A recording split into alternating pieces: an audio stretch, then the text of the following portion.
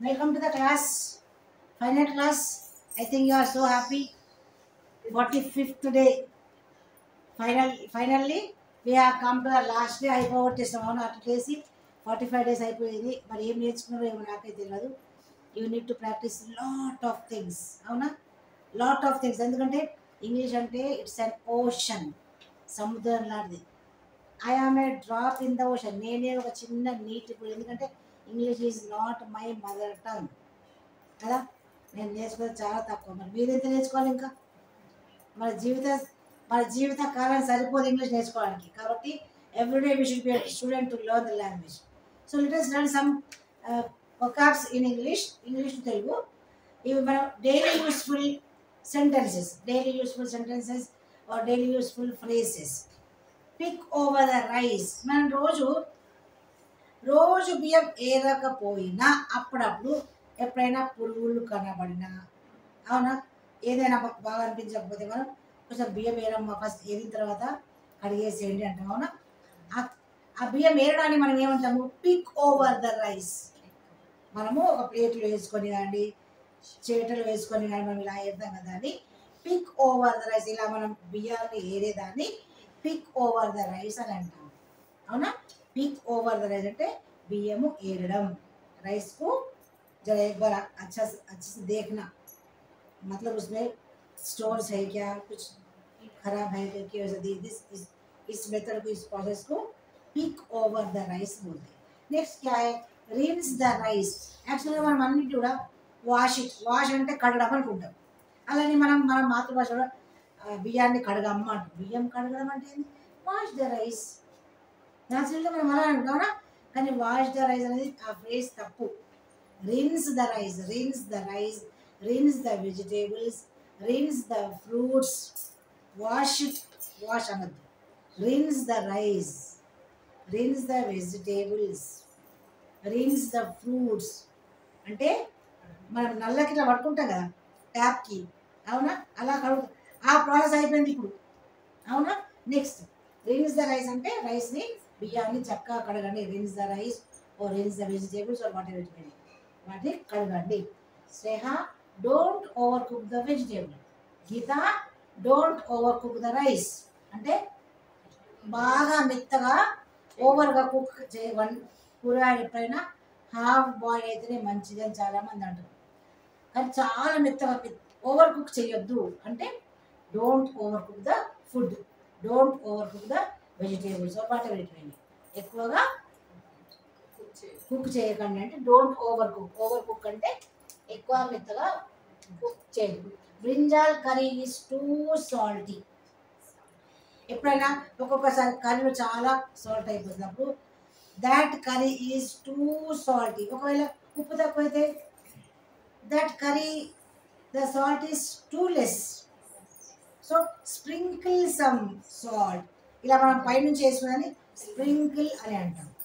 అవునా, కొంచెం ఉప్పు వేయండి అని మనం అంటాం. అయితే ఇంగ్లీష్లో పుట్ సమ్ సాల్ట్ అనం. Sprinkle some salt, sprinkle some black pepper powder. ఇలా స్ప్రింకిల్ ఇలా వేసేదాన్ని స్ప్రింకిల్ అని అంటాం. అవునా, లేకపోతే add some salt in the curry, add some salt in the curry. మనం తినేటప్పుడు పళ్ళెంలో మాత్రం స్ప్రింకిల్ ద సాల్ట్ అంటాం. కూరలో యాడ్ చేయాలంటే add some salt in the curry. ఓకేనా, next is don't spill the rice on the floor. Don't spill the rice. మనం అన్నం తింటుంటే చాలా మంది అన్నం తింటుంటే కింద అన్ని పాడేసుకుంటాం. అవునా, డోంట్ స్పిల్ ద రైస్. కింద పాడేయకండి. ఆ స్పిల్ అనేది కింద పాడేయద్దు. డోంట్ స్పిల్ అంటే పాడేయడం, డోంట్ స్పిల్ అంటే కింద అన్నం పాడేయకుండా, కింద బియ్యం పాడేయకుండా, ధాన్యాలు డోంట్ స్పిల్ అంటే పాడేయకుండా తినండి అన్నట్టు. Don't spill the rice on the floor. తినేటప్పుడు జాగ్రత్తగా తినండి. Don't spill the rice. Lot of rice is left over. మనం వంట చేస్తాము, లేకపోతే ఏదైనా ఫంక్షన్ చేస్తాము, చాలా రైస్ అంతా మిగిలిపోయింది, దాన్ని లెఫ్ట్ ఓవర్ అంటాం. ఆ మిగిలిపోయిన దాన్ని మొత్తం లెఫ్ట్ ఓవర్ అంటే మొత్తం మిగిలిపోయింది. లెఫ్ట్ ఓవర్ అంటే మిగిలిపోయిన దాన్ని లెఫ్ట్ ఓవర్ అని అంటాం. Leftover curries, leftover rice, leftover food, చాలా మిగిలిపోయిందని లెఫ్ట్ ఓవర్ అని అంటాం. Okay, then she is cooking the rice. ఆమె అన్నం వండుతా ఉంది. She is draining the rice. Draining the rice అంటే అన్నం గంజి వార్చడాన్ని డ్రైనింగ్ ద రైస్ అంటారు. అవునా, డ్రైనింగ్ ద రైస్ అంటే అన్నం వండిన తర్వాత మనం ఎక్సెస్గా నీళ్ళు ఉంటే దాన్ని డ్రైన్ వార్చేస్తాం కదా, వార్చడాన్ని గంజి వార్చడాన్ని డ్రైనింగ్ ద రైస్ అంటాం. ఆ గంజి వార్చడాన్ని draining the rice. Draining the rice అంటే అంటేనే గంజి వార్చడం. మన మాతృభాషలో గంజి వార్చేస్తున్నాం, కానీ వాళ్ళు డ్రైనింగ్ ద రైస్. రైస్లో ఉన్నదాన్ని ఎక్సెస్ తీసేస్తున్నారు. Turn up the heat. Turn up the heat అంటే టర్న్ అప్ కొంచెం మంట పెంచు, టర్న్ డౌన్ అంటే తగ్గించు. టర్న్ అప్ అంటే పెంచు, టర్న్ డౌన్ అంటే తగ్గించు. అదేవిధంగా ఫ్లేమ్ అప్ కూడా అనొచ్చు, ఫ్లేమ్ డౌన్ అనొచ్చు. ఇంక్రీజ్ ద ఫ్లేమ్ అనొచ్చు, డిక్రీజ్ ద ఫ్లేమ్ కూడా అనొచ్చు. టర్న్ అప్ అనొచ్చు, టర్న్ డౌన్ అనొచ్చు. ఫ్లేమ్ అప్ అనొచ్చు, ఫ్లేమ్ డౌన్ అనొచ్చు. ఇంక్రీజ్ ద ఫ్లేమ్ అనొచ్చు, డిక్రీజ్ ద ఫ్లేమ్ అనొచ్చు. మనం ఈ ఫ్యాన్ ఉంది, టర్న్ ఆన్ అంటే ఫ్యాన్ వేయండి, switch on, turn on. Turn off అంటే ఆపేయండి, ఆఫ్ చేసేయండి.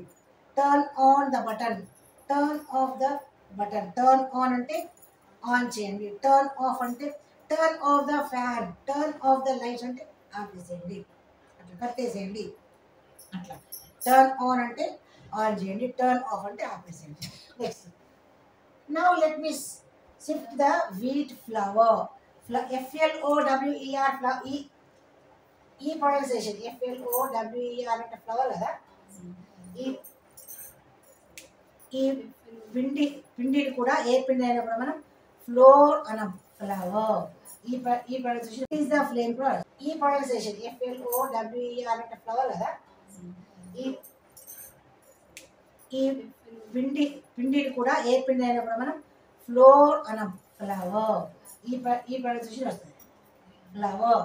కాకపోతే మనం మాట్లాడే సందర్భాన్ని బట్టి మనం ఫ్లవర్స్ గురించి మాట్లాడుతున్నామా, పిండి గురించి మాట్లాడుతున్నామా అని మనం మాట్లాడేటప్పుడే తెలుసుకుంటుంది. So now let me shift అంటే జల్లించడం.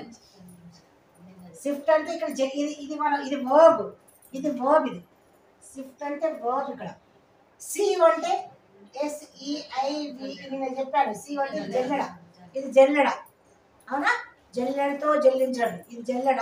ఇది వర్బ్, ఇది నౌన్, ఇది ఒక వస్తువు, కానీ ఇది పని చేయడం. అవునా, shift the. Now let me sift the wheat flour. నేను ఇప్పుడు పిండిని జల్లిస్తాను, దాన్ని జల్లించనియండి. అవునా, అదేవిధంగా పిండిని జల్లించడానికి మనం సిఫ్ట్ అంటున్నాం, కానీ అదే టీ వడబోయండి, ఏదైనా ఫ్రూట్ జ్యూస్ వడబోయండి, అది స్ట్రెయిన్. ఓకేనా, ఏదైనా టీని వడబోయడం కానీ ఫ్రూట్ జ్యూస్ వడబోయడం కానీ స్ట్రెయిన్ ద టీ, స్ట్రెయినర్, అది స్ట్రెయినర్. ఇదేమో జల్లెడని మనం స్ట్రెయినర్ అనం, జల్లెడని మనం సీవ్ అంటాం, కానీ టీ జాలిని strainer. Strain the tea with strainer, strain the juice with strainer. ఓకేనా, అట్లా ఆ విధంగా. She is kneading the flour. Kneading అంటే ఇప్పుడు పిండిలో నీళ్లు వేసి ముద్ద కలిపేదాన్ని, ముద్ద చేసే ప్రాసెస్ని నీడింగ్ అంటాం. ఆ ముద్ద కలిపే ప్రాసెస్ని నీడింగ్. ముద్ద కలిపిన తర్వాత ముద్ద తయారైపోయిందని డౌ.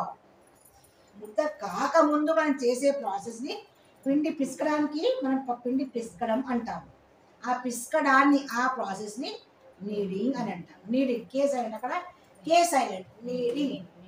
నీడింగ్ KN ఎప్పుడు స్టార్ట్ అయినా కూడా కే సైలెంట్ ఉంటుంది, ఎంతో స్టార్ట్ అవుతుంది. Make some balls from the dough. మనం డౌ చేసిన తర్వాత చపాతీ చేయడానికి రోల్స్ చేస్తాం కదా, రోల్ ద బాల్స్. అవునా, రోలింగ్ ద బాల్స్ అంటాం, లేకపోతే మేక్ సమ్ బాల్స్ అంటాం. అవునా, roll some balls, make some balls. ఇట్లా బాల్స్ చేసిన తర్వాతనే మనము she is rolling chapatis on the rolling board with rolling pin. Rolling chapatis అంటే ఈ ప్రాసెస్ని రోలింగ్ చపాతీస్ అంటాం. ఈ కర్రతో ఇలా మనం చపాతీ చేస్తామా, దీన్ని రోలింగ్ చపాతీస్ అనే చపాతీస్ చేస్తుంది. రోలింగ్ అంటాం. దేనిపైన? Rolling board. ఈ చపాతీ మనం దేనిపైన చేస్తామో దాన్ని రోలింగ్ బోర్డ్. ఏ విధంగా అయితే మనం కటింగ్ బోర్డ్ అంటున్నామో ఇది రోలింగ్ బోర్డ్. ఇది రోలింగ్ బోర్డ్. దేంతో మనం చపాతీ చేస్తాము? చపాతీ కర్రతో ఇస్తాం కదా. ఆ చపాతీ కర్రని ఇంగ్లీష్లో రోలింగ్ పిన్ అని అంటారు. Rolling pin. రోలింగ్ స్టిక్ కాదు, రోలింగ్ పిన్. మనం స్టిక్ అనుకుంటాం ఇండియన్స్, అవునా కాదు? రోలింగ్ స్టిక్ కాదు, rolling pin. She is making the chapatis, she is rolling the chapatis on the rolling board with rolling pin. With rolling pin. అవునా? ఇది చపాతీ కర్రని రోలింగ్ పిన్ అని అంటాం. రోలింగ్ స్టిక్ కాదు, రోలింగ్ వుడ్ కాదు. కర్ర ఉంది కాబట్టి రోలింగ్ వుడ్ అనుకున్నారు. రోలింగ్ స్టిక్ కాదు, రోలింగ్ వుడ్ కాదు. That is rolling pin. ఓకేనా? Next, Vani roll out the dough into chapatis. ఓకేనా? Pranitha roll out the dough into chapatis అంటే ఆ ముద్ద, చపాతీ ముద్ద ఉంది కదా, ఈ డౌ అంటే roll out the dough. Roll out అంటే roll out the dough into chapati. ఆ పిండి ముద్ద చాలా ఉంది, అది రొట్టెలుగా చెప్తాను, రొట్టెలుగా చేయండి. Roll out the dough into chapatis. కాబట్టి టైం అయిపోయింది, పిల్లలకు ఆవులు అవుతుంది, రొట్టెలు చేసి అంటాం మనం. నా roll out the dough into chapatis. నేను ముద్ద తడిపి ఉంచాను, నువ్వు వెళ్ళి చపాతీస్ చేసేయు. అవునా? Go and roll out the chapatis from the dough. అవునా? I will bake the chapatis. Bake అంటే కాల్చడం, కాల్చడాన్ని, కాల్చే ప్రాసెస్ని బేక్ అని అంటాము. నువ్వు కేక్ బేక్ చేసినా కాల్చడమే, రొట్టెలు కాల్చినా బేకే, బ్రెడ్ కాల్చినా, తవ పైన ఏ చేసినా, ప్యాన్ పైన ఏ చేసినా కూడా అది బేకే. అవునా? Let us bake the chapatis now. మరి చపాతీస్ ఇలా మరలేస్తూ ఉంటాం కదా, ఫ్లిప్ ఫ్లిప్ ఫ్లిప్. పొంగించడాన్ని ఫ్లప్. అవునా? పొంగించడాన్ని ఫ్లప్. అవునా? ఇది flip. Don't flip the chapatis very. కొంతమందికి చపాతీస్ మాటి మాటికి తింపుతూ ఉంటారు. Don't flip the chapatis very times. Chapatis 3 సార్లనే చేయాలి, తెలుసా మీకు? భక్షాలు 2 సార్లు తిప్పుతారు, చపాతీస్ 3 సార్లు తిప్పాలి. ఇది రూల్. మంచి వంట, మంచి కుక్క తయారు చేస్తారు. చపాతీస్ 3 సార్లనే తిప్పాలి, భక్షాలు 2 సార్లనే తిప్పాలి. అది రూల్ మంచి చేసే వాళ్ళకైతే. మాటి మాటికి చపాతీ ఫ్లిప్ చేయదు. చపాతీ దీన్ని ఫ్లిప్ అంటారు, తిప్పడాన్ని ఫ్లిప్ అంటాం. అవునా? Then next, the food is art. మనము అన్నం తింటూ ఉంటాము, ఒక ముద్ద ఎవరికైనా పెడతాము. కొంతమందికి ఎంగిల్ అన్నం తినాలనిపిస్తుంది కదా. అవునా? మనం కూడా అయ్యో అన్నం అంతా ఎంగిల్ అయిపోయిందిరా, నువ్వు వేరే పనులు వేసుకుంటాం. మనం ఆ ఎంగిల్ అనే పదాన్ని, దాని మీనింగ్ ఈ ఆర్ట్ అనే పదానికి ఎంగిలి, ORT, ఆర్ట్. మరి అన్నం ఎంగిలి అయింది. మనం మన భాషలో నీళ్లు తాగుతున్నాం. అవునా? నీళ్లు తాగుతుంటే కూడా అయ్యో ఇది నీళ్ళు, ఇది ఎంగిలి అయిపోయిందని మనం అంటాం కదా. కానీ ఇంగ్లీష్లో ఎంగిలి అనం, ఏమంటాం? ఫుడ్కి ఆర్ట్ అంటాం. ఫుడ్కి ఆర్ట్ అంటాం, ఫుడ్కి ఆర్ట్ అంటాం. కానీ వాటర్కి సిప్ట్. ఫుడ్కి అంటాం, ఫుడ్కి ఆర్ట్ అంటాం. కానీ వాటర్కి సిప్ట్. ఫుడ్కేమో ఎంగిల్ అయింది అని మనం అంటున్నాం. That is art, ORT, art. కానీ మన భాషలో ఫుడ్ ఎంగిల్ అయిపోయింది, అయ్యో వాటర్ నేను ఎంగిల్ చేశాను, ఇది తాగమ్మా అంటాం. అవునా? అది ఎంగిల్ కాదు, ఇంగ్లీష్లో సిప్ అంటే తాగి. ఇది ఎంగిల్ చేసింది అంటే ఇంగ్లీష్లో the water is sipped. SIP అంటే ఒక ముద్ద తాగడం అన్నట్టు, దాన్ని ఎంగిల్ కింది కూడా వస్తుంది. ఇప్పుడు ఫుడ్ ఈజ్ ఆర్ట్ అంటే అన్నం ఎంగిల్ అయిపోయింది. అన్నం పాడవడం అంటే the food is stale. The food is stale అంటే పాడై. ఫుడ్ ఈజ్ స్టే, అన్నం పాడైన దాన్నేమో ద ఫుడ్ ఈజ్ స్టేల్ అంటున్నారు. అన్నం, ద ఫుడ్ ఈజ్ స్టేల్ అంటే అన్నం పాడైపోయింది. మరి ఫ్రూట్స్ని స్టేల్ అని అనము. The fruits are rotten. The fruits are rotten. అన్నం ఏమో స్టేల్ అయింది, కానీ ఫ్రూట్స్ మాత్రం రోటెన్. ఫ్రూట్స్ ఆర్ స్టేల్ అనము, ఫ్రూట్స్ ఆర్ రోటెన్. ఫుడ్కి మాత్రం the food is stale. Okay? అదేదా this water is sipped. This water is sipped అంటే ఈ వాటర్ ఎంగిల్ అయిపోయింది అని మనం అంటాం. అవునా? వాటర్ ఎంగిల్ అయిపోయింది. అదేవిధంగా బాటిల్ ఎంగిల్ అయితే మనం బాటిల్ని ఎంగిల్ చేస్తే అయ్యో ఇది బాటిల్ ఎంగిల్ అయింది అన్నాం. కానీ ఇంగ్లీష్లో బాటిల్ ఈజ్ సిప్డ్ అనం, బాటిల్ ఈజ్ యూజ్డ్. చూడండి, అది ఎంగిలే, ఇది ఎంగిలే. గ్లాస్తో తాగింది కూడా ఎంగిలే, మరి బాటిల్తో తాగింది కూడా ఎంగిలే. మరి వాటర్ గ్లాస్తో తాగిందేమో it is sipped, it is ఎంగిల్ అంటున్నాం. మరి ఎందుకు ద బాటిల్ ఈజ్ సిప్డ్ అని ఎందుకంటే బాటిల్ ఈజ్ అనం, ద బాటిల్ ఈజ్ యూజ్డ్. కానీ మనం మాత్రం అయ్యో బాటిల్, ఆ బాటిల్ని ఎంగిల్ చేశాడు అబ్బాయి అంటాం. ద బాటిల్ ఈజ్ యూజ్డ్ అని ఇంగ్లీష్ అంటాం. అంటే మన మాతృభాషలో యూజ్ చేసేటువంటి ఫ్రేజ్ వేరే, ఈ ఇంగ్లీష్లో యూజ్ చేసేటువంటి ఫ్రేజ్ వేరే. కాబట్టి ఇలాంటివన్నీ తెలుసుకోవాల్సిన అవసరం మనకు ఉంది. మనం మాట్లాడే భాషని ట్రాన్స్లేట్ చేస్తే టోటల్ రాంగ్ అవుతుంది. ట్రాన్స్లేట్ చేస్తే టోటల్ రాంగ్ అవుతుంది. అవునా? అన్నం పాడైపోయింది. ఇప్పుడు అన్నము పాడైందంటే ఫుడ్ ఈజ్ స్టేల్ అన్నాం. అలానే ఫ్రూట్స్ ఆర్ స్టేల్ అని నవ్వుతారు అందరు. Fruits are rotten, vegetables are rotten. ఓకేనా?